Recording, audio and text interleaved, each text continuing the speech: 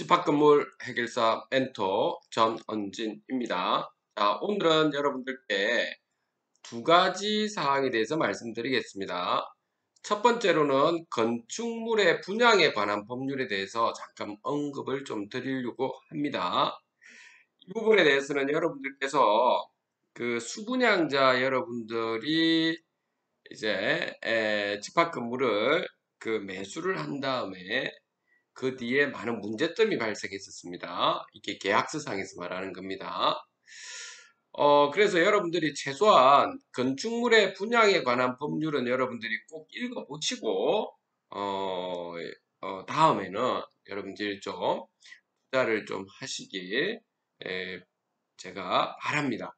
두 번째로는 뭐냐면, 여러분들께 말씀드리고 싶은 부분은, 이번에, 그 최근 판례 9월 16일입니다. 이때 판례가 나왔는데 집합 건물에서의 단전 조치에 대해서 있죠.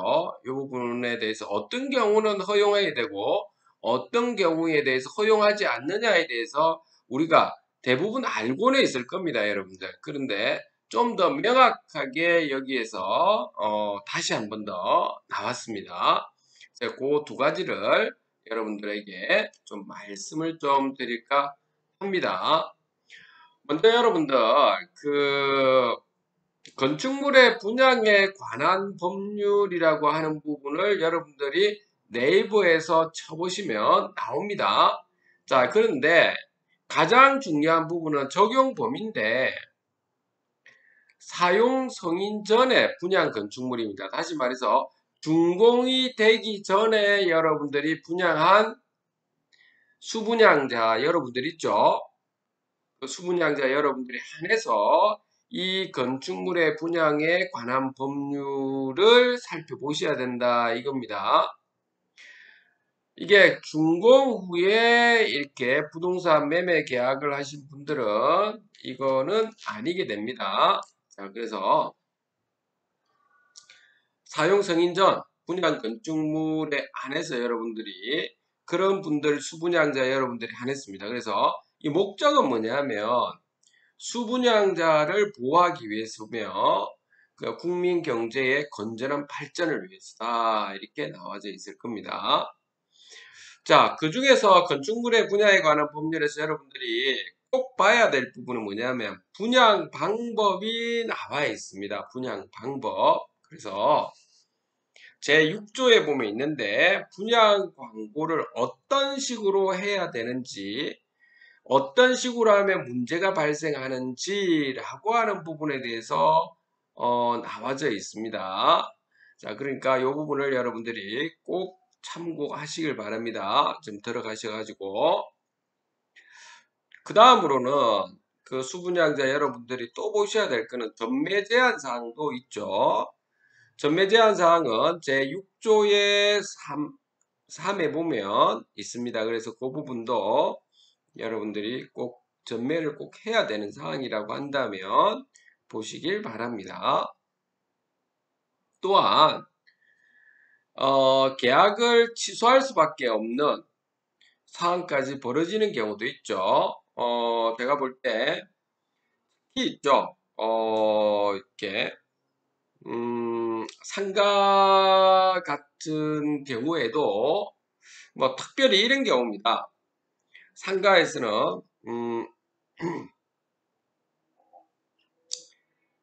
그 시행사가 그 임대를 갖다가 자기가 한다는 거죠. 그러니까 다시 말해서 시행사가 분양을 한 다음에 소유자분한테 분양을 한 다음에 그 다음에 그 분양한 그 호실들 있죠. 전체를 다시 임대 계약을 맺어서 시행사가 그래가지고 이제 다시 이제 그 전대차 형태로 해서 있죠. 다른 또 임차인을 지금 데리고 와서 있죠.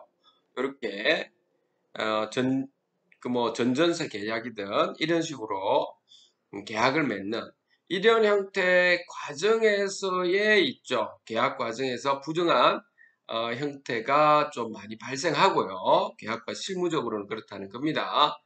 두 번째로는 있죠. 생활용 숙박시설에서 또 자주 등장하는 거죠. 그런 경우에 보면은 거짓이나 부정한 방법으로 굉장히 좋은 것처럼 이야기를 해서 수익금이 많이 나온다부터 해서 있죠.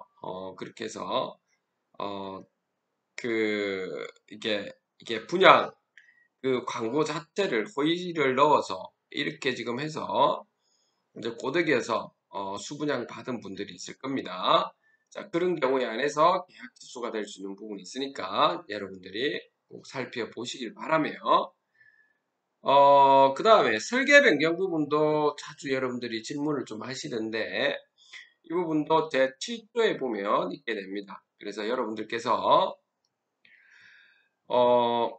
사용 승인 전에 분양 건축물에 한해서 집합 건물에서 여러분들은 반드시 건축물의 분양에 관한 법률을 꼭 참고를 하시기를 바라겠습니다. 자, 그 다음에 여러분들, 자, 이번에 판례가 단전 부분에 대한 판례가 나와 있는데 여러분들 오늘 요걸 좀 보도록 하겠습니다. 자, 이 판례를 자, 보시면 자, 여기 볼게요. 자, 여기를 한번 보도록 하겠습니다. 단전조치의 적법 여부가 되어 있습니다. 집합 건물의 관리단 등 관리 주체가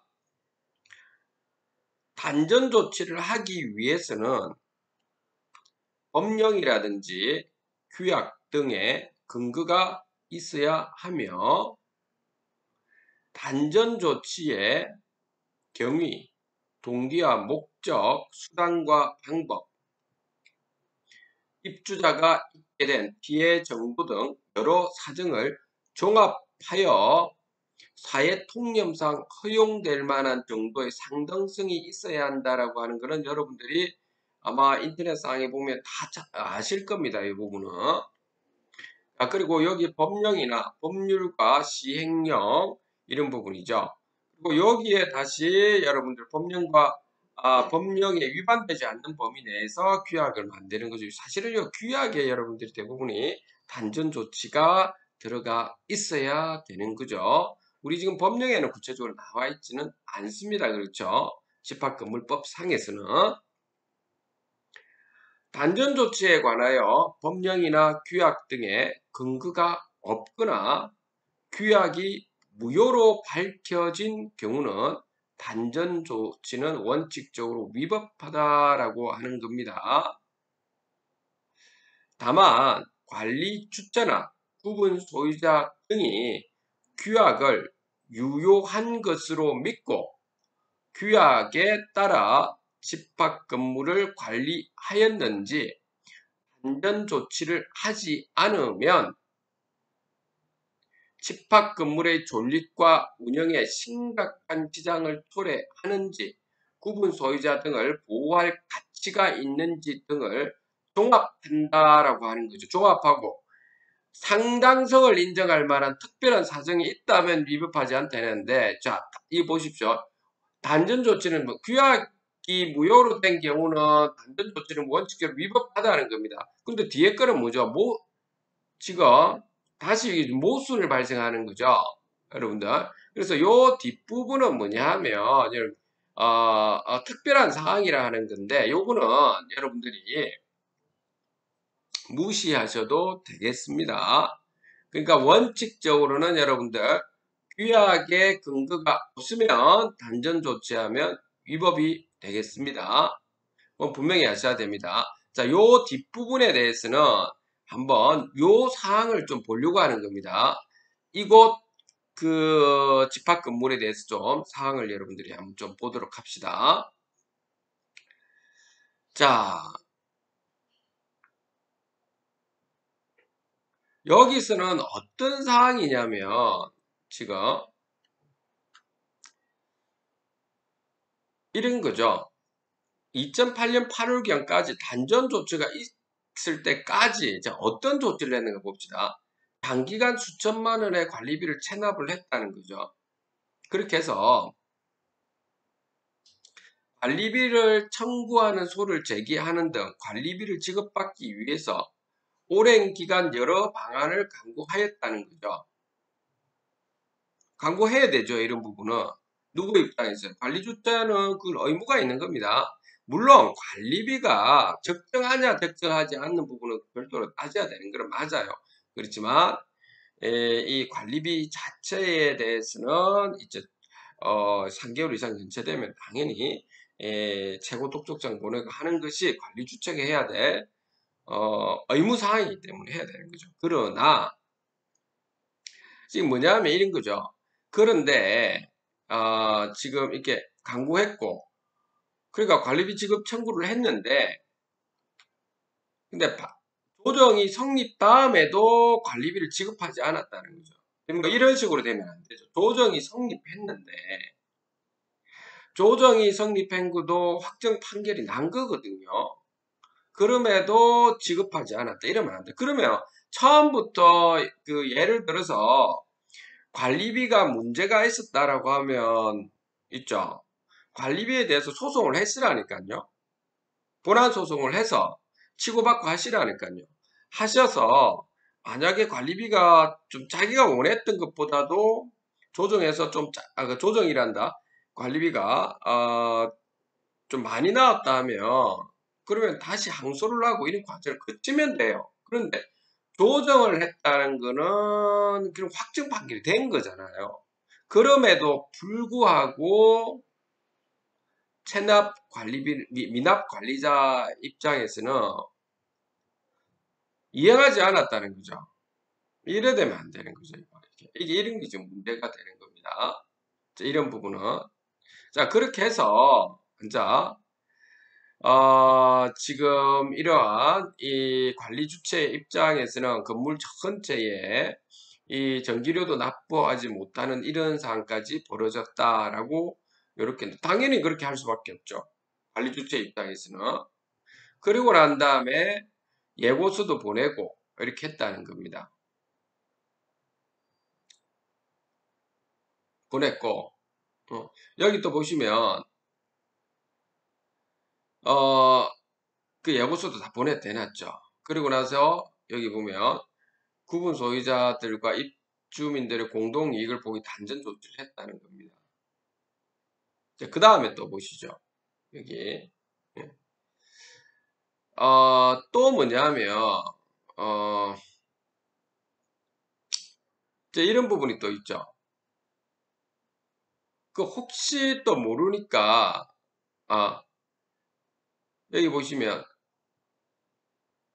운영위원회 또는 관리위원회 이런 데서도 2012년 4월 30일 날 반소원고들의 관리비에 대한 대책을 논의했다는 거죠. 2012년 5월 7일 관리 용역을 맡은 요 회사에서 이 사건 점포에 대한 단전 조치를 요구하기로 결의하였으며 27일 날 이렇게 또 해는 운영위원회하고는 관련은 없습니다. 사실은 이 부분은 관리업체에서 해야 되는 겁니다. 2012년 7월 27일 이 사건 점포에 단전 조치를 하고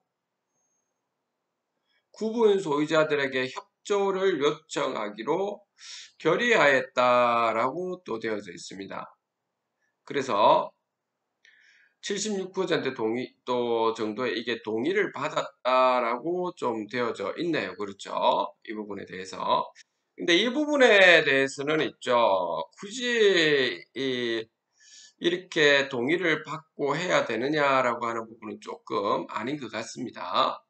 이 부분은 이거하고 관련 없는 상황인데 혹시 몰라서 혹시 또 업무방해라든지 또 손해배상 청구를 당할 수 있을 것 같아가 여기는 한 것 같습니다. 이분들께서는 관리주체에서는 정도 이렇게 놨습니다. 그래서 그 단전 조치와 그 일치를 예고했다라고 하는 겁니다.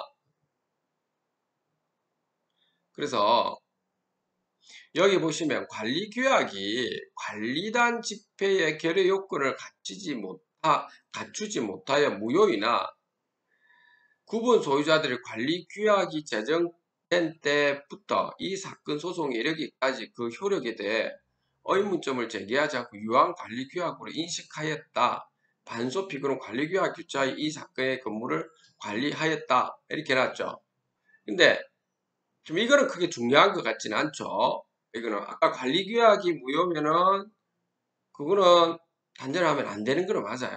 근데 지금 어떻게 지금 해왔냐 하면 아까 제가 그 말씀드린 거 조정까지 했다는 겁니다. 조정까지. 거기 저는 가장 큰 문제였다라고 하는 겁니다. 원심 판결 이후 기록에 비추어 보면 원심은 관리규약이 무효라고 하더라도 단전 조치가 불법 행위에 해당되지 않는다고 판단한 것은 위에서 본 법리에 따른 것으로 정당하다. 원심 판결의 상고 이유 주장과 같이 불필요한 심리를 다하지 않고 논리와 경험의 법칙에 반하여 자유 심증주의 한계를 벗어나거나 불법 행위에 관한 법리 오해, 이유 불비, 이유 모순 등의 잘못이 없다라고 지금 되어 있는 겁니다. 자, 이 무슨 말이냐라고 하면 자, 여기서 알 수 있듯이 뭐냐면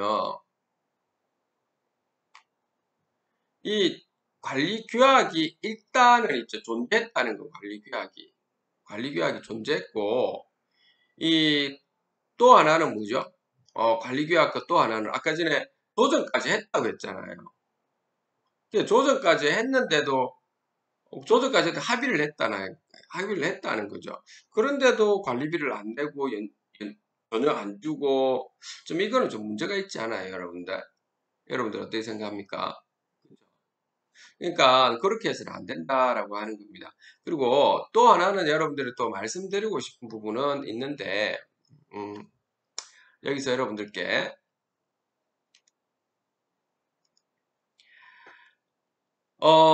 지금 관리 주체 입장에서 한번 볼게요. 관리 주체 입장에서 이게 주체 입장일 수도 있죠. 여러분들이 살펴봐야 될 것이 있습니다.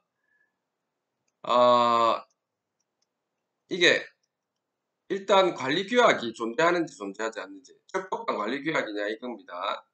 적법한. 그러면 이게 적법한 관리규약이냐 아니냐를 살펴보십시오. 이게 맞느냐 안 맞느냐 이거 살펴보시라는 관리주체 입장에서 말씀드리는 겁니다. 적법한 관리규약이 아니다라고 한다면 이게 왜 아니냐 4분의 3 이상 동의를 받아야 되고 이런 부분에서 명확하지가 않다라고 한다면 그러면 관리규약이 적법하지 않다는 것을 여러분들이 아니다라고 하셔야 되죠. 그런데도 이게 좀 애매하기 때문에 적법한 관리규약인지 아닌지를 법원의 판결을 받아보겠다 이렇게 하시면 안 돼요. 관리 주체 입장에서. 관리인, 관리운영위원회 포함해서 관리업체를 포함해서 다 말하는 겁니다. 아닌 것은 아니다라고 처음에 이렇게 들어가시고요. 적법한 관리규약이 아니다.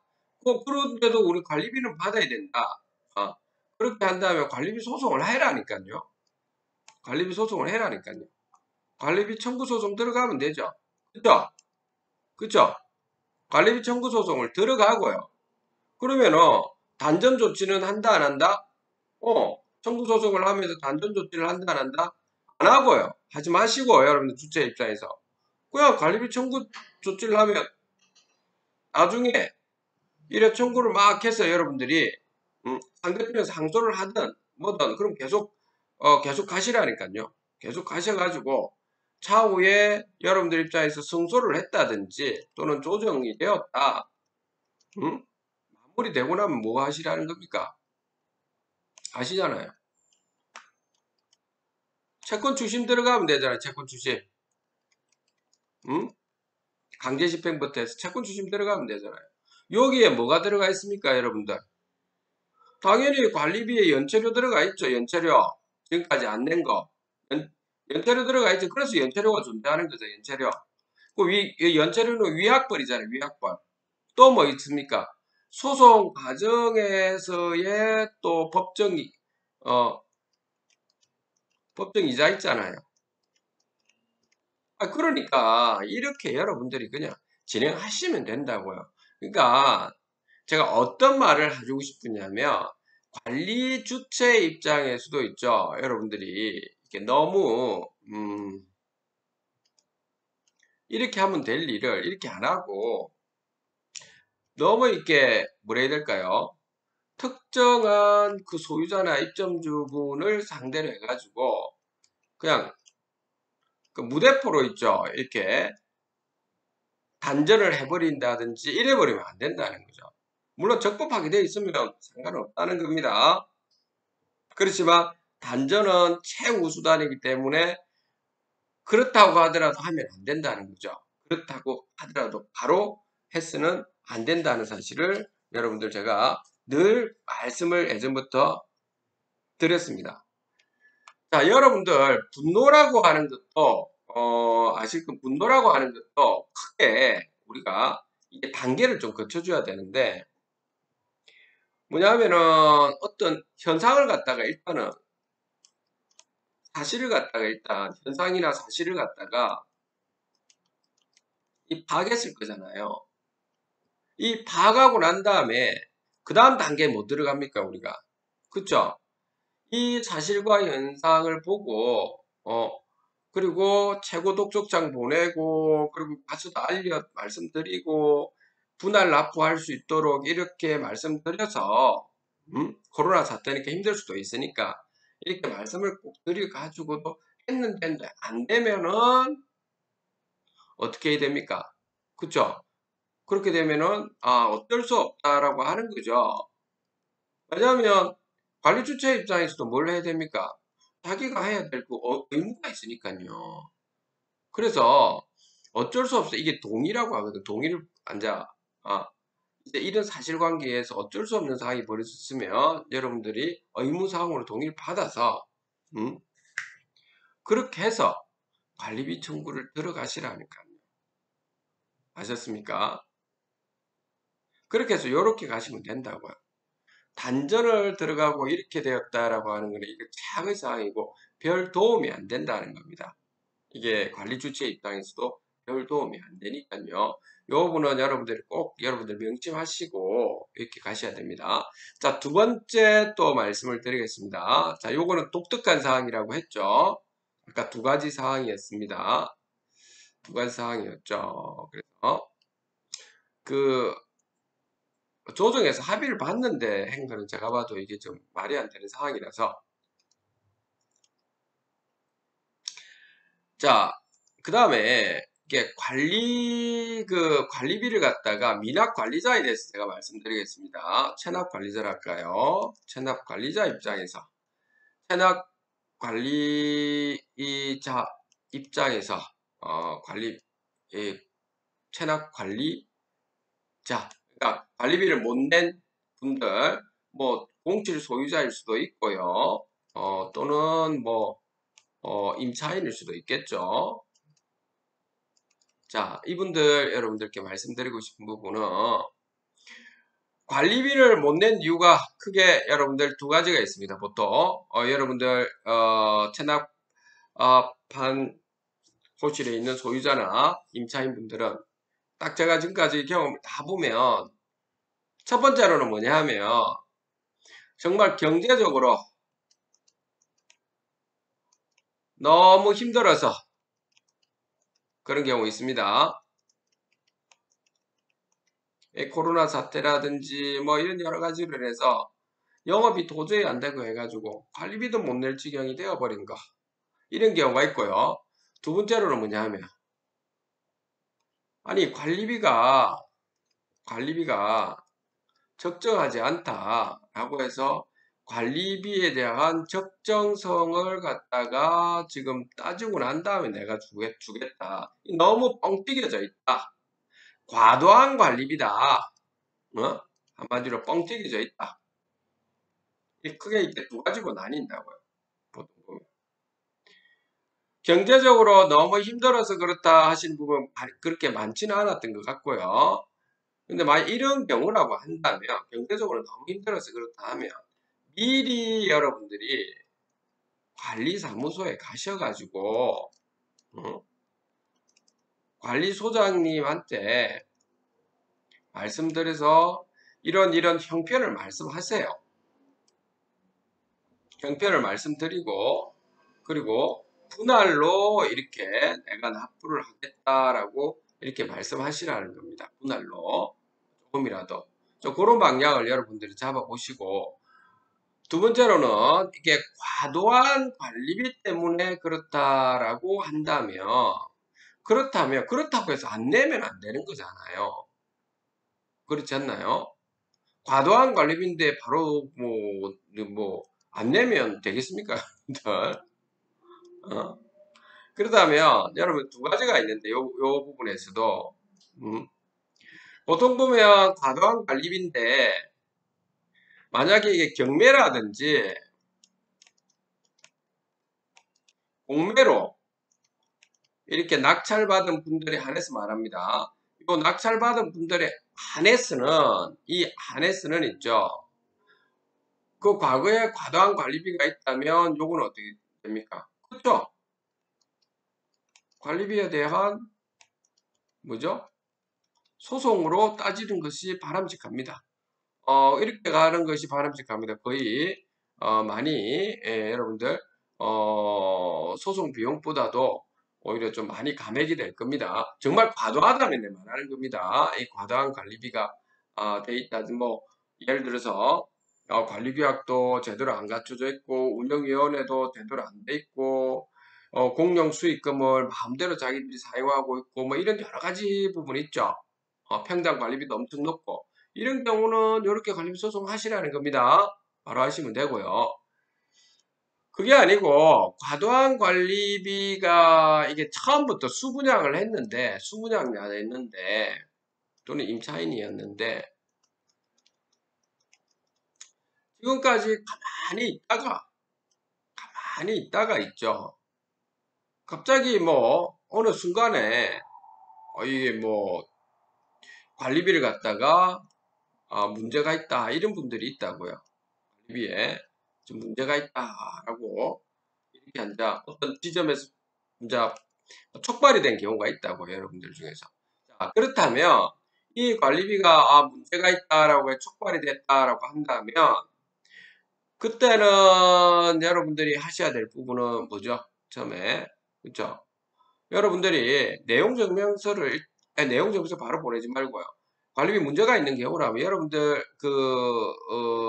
들께서 관리비에 문제가 있는 거를 알려드리라고요. 밴드를 만드시라고 밴드나 카페를 만들어서 소유자 입점주분들을 일단 단체를 만드십시오. 단체를 만들고요. 이거가 문제는 게 아니고 정상적인 겁니다. 그래야 그 건물이 다시 뭐가 됩니까? 정화되고, 관리비 줄어들고, 건물 효율화가 되니까, 효과적으로 잘 되니까. 그러니까, 일단 이렇게 하시고요. 몇 명이라도 모여가 이렇게 하시면서, 이 단체명으로 해가지고, 여러분들 내용 증명서 발송하고, 그래서 그 안에 있는 그 관리비에 대해서, 뭐, 각종 여러 가지들 있잖아요. 그 공용 수익금이 어떻게 지금 사용되고 있는지 출제 이런 부분부터 해서 열람 청구를 하시라니까요. 열람 등사 청구를 해서 해달라고 하고요. 근데 열람 등사 청구나 이런 걸 전혀 안 해주면 그럼 어떻게 해야 됩니까? 어쩔 수 없이 열람 등사 청구 소송을 해서 이 자료를 쫙 모아가지고 그리고 난 다음에 여러분들이 이게 자료에서 많은 부분이 나왔죠. 나오고 나면 이걸 바탕으로 해가지고 여기서 이제 부적절한 것이 다 나오잖아요. 그렇죠? 그러면 우리가 요 관리단의 관리인을 직무 정지를 시킨다든지 해임을 시킨다든지 뭐 이런 과정 또는 형사 민사를 한다든지 아니면 관리단 집회 소집을 한다든지 이런 과정을 거치면 된다는 겁니다. 그러니까 지금은 이제 요 수분양자들에 한해서는 뭐라는 겁니까? 지금까지 문제가 생긴 다음에 관리비를 내면서 부당하다는 것은 그래도 안 된다 이러지 말고 내면서 이 과정을 거치라 이런 겁니다. 이거하고 얘가 좀 차이점 아시겠습니까, 여러분들? 그렇게 진행을 여러분들이 좀 깔끔하게 좀 해주셨으면 좋겠습니다. 일 처리를 할 때 좀 깔끔하게 하셔야지. 뭐 너무 있죠. 요쪽에 있는 수부장 중에 나중에 알아서 해가지고 막 그냥, 미납, 저 관리 업체나 관리 주체가 문제다 해가지고, 막, 이렇게 너무 선동해가지고, 여러분들이, 그냥 관리비를 전부 다 내지 말자라는 식으로, 이런 식으로 하면 그 건물이 제대로 돌아가겠습니까? 어쨌든 간에 여러분들 그렇게 해서는 안 된다는 거, 절차를 좀 거치라는 겁니다. 이번 경매 공매 분들에 한해서는 관리비 소송을 꼭 하셔서 적정성을 반드시 따져가지고 가시는 것이 바람직한 겁니다. 바람직한 겁니다.